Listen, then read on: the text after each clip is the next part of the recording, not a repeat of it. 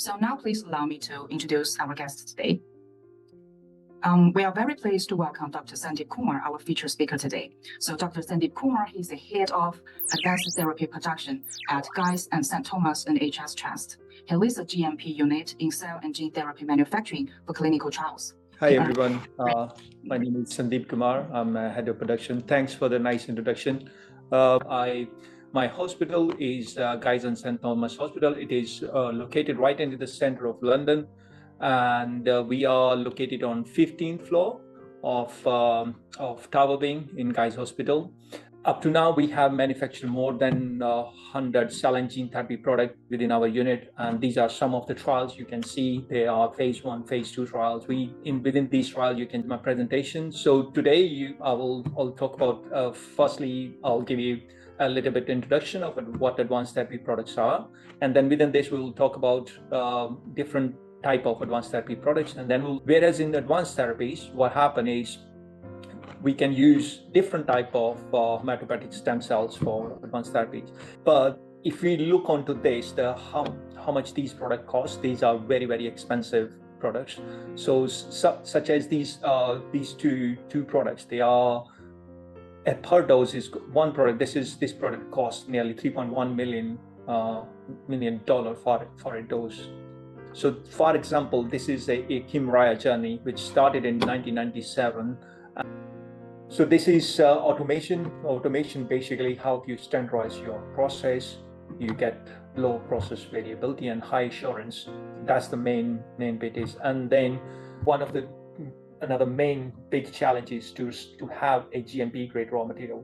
As you develop your products in research lab, we use mostly research grade material. And when you move to GMP, you need to have GMP raw material.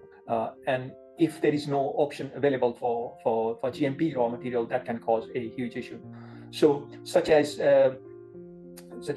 from these are the beads from TNL, and these are available in research grade as well as in GMP grade. So within what you can do is in your research lab, because in research, the GMP grade, these are mostly expensive reagents as they are manufactured in a highly controlled environment, and they need to comply with the quality control requirements.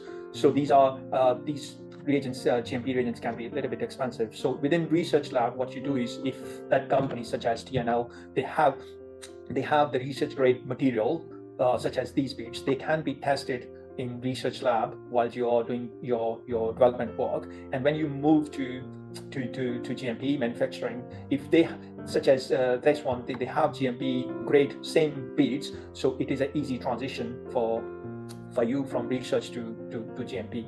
So these beads are from TNL. They are CD28 beads, and these are GMP grade, and then they comply with the ISO standards, and they have passed all the quality control requirements. So these are the things you need to look into as a big picture. So main thing is the collaboration between each another. Now we'll move into our Q&A connect time. This is a good chance for both of us to dig deeper into the discussion and get those burning question answers. So if you have any question for Dr. Sandeep Kumar, please feel free to use the QA function. I have our last question. It's about what are the challenges switching the raw materials in GMP?